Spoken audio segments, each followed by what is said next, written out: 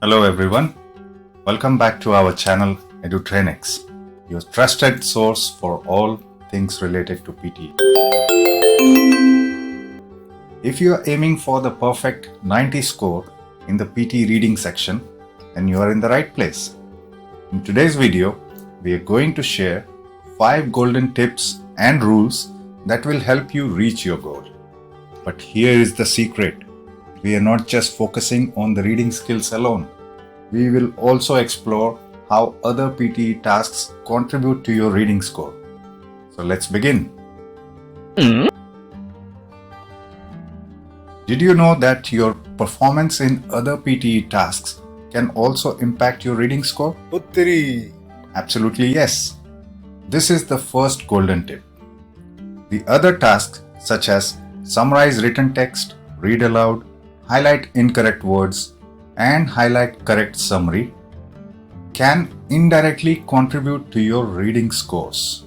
For example, in read aloud, around 35% of the score is added to your reading section and the remaining to the speaking. Did you know that? It's really true. So the other tasks can also rescue and boost your reading scores. That is guaranteed. And in the reading section, you should focus on the 2 fill in the blanks tasks that also contribute heavily to your reading scores. So if you are a little weaker in the reading section tasks, the questions from the other sections will also help you to boost the reading scores overall. So please make sure you also focus on those questions. If you are getting somewhere around 30 in the reading sectional mock tests, let's say, but if you do well in the other tasks as well that I just mentioned now, your reading scores will rise definitely above 50. That is sure shot. The second golden tip you need is grammar. So grammar can be intimidating, but it is the base of every language. And you need to develop a decent level of understanding that can make it more manageable. You need to learn the common grammatical patterns that appear in the PTE questions. Firstly, get familiar with the essential grammar, not the complete grammar, just the essential one, not even the complex one. You just need to clear the PTE exam clearly, easily. I have a video series on the easy PTE grammar you must watch, and this is a must watch for everyone. Link is in the description. Next, you also need to learn the grammar shortcut techniques for the fill in the blanks question. That will help you to solve the questions very quickly. Again, the link for the grammar shortcut and the techniques is in the description.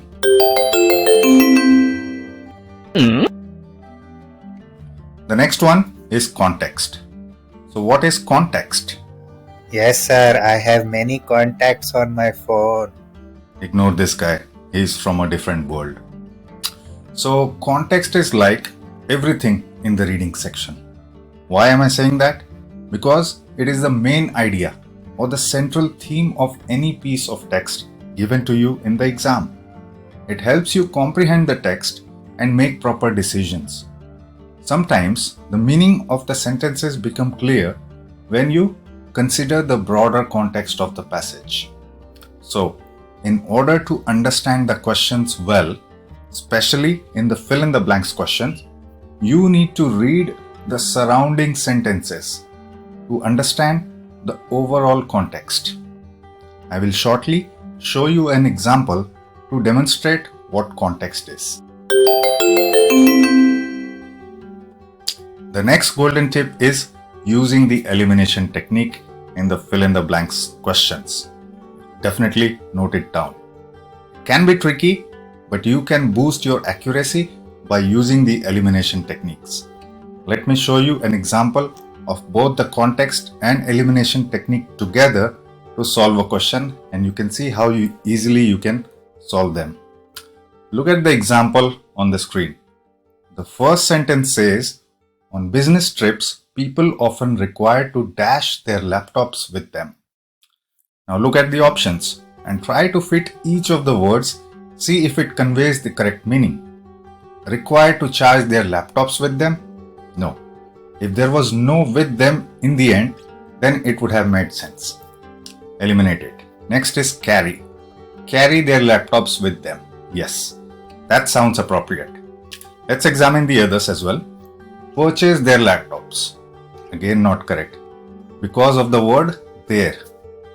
Enable their laptops and affordable their laptops also don't make sense here. So the correct answer here is carry. The next sentence says, the first step is to buy tickets that are available and dash for your trip. Again, using the same technique here, the tickets are available and charge for your trip doesn't make sense here. Available and purchase again doesn't fit here properly. The sentence already mentions buy. Using purchase again here will be repetitive. So cross it out. Available and enable for your trip. What is enabling here? Nothing. Cross it out. The last option, tickets that are available and affordable for your trip. Now this one fits meaningfully here as it is trying to convey about the tickets that are cheaper. So that's the best answer. The last sentence is, the airlines company dash customers based on the duration of the overall travel.